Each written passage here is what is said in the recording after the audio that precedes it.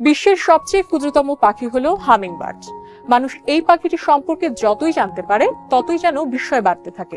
Hummingbird হলো ট্রোচিলিডে বা ট্রকিটি গোত্রের অন্তর্ভুক্ত এক মৌপাই পাখি। হামিংবার্ডের বৈজ্ঞানিক নাম হলো মেলিসুগা হেলেনি।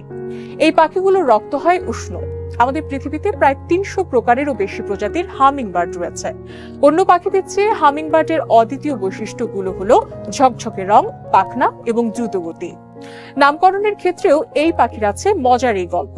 ইংরেজি শব্দ হামিং এর বাংলা অর্থ গুনগুন করা। ছোট এই পাখিগুলো যখন প্রচন্ড দ্রুত গতিতে পাখা ঝাপটায় তখন তারা গুনগুন শব্দ তৈরি করে। এজন্য এদের নামকরণ করা হয় হামিংবার্ড নামে।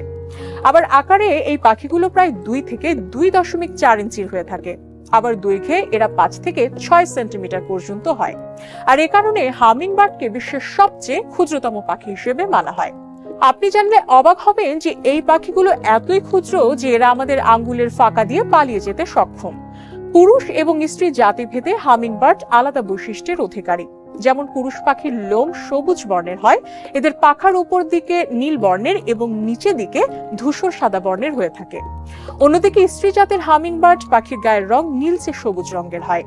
স্ত্রী হামিংবার্ডের লেজে সাদা বিন্দুর দাগ থাকে।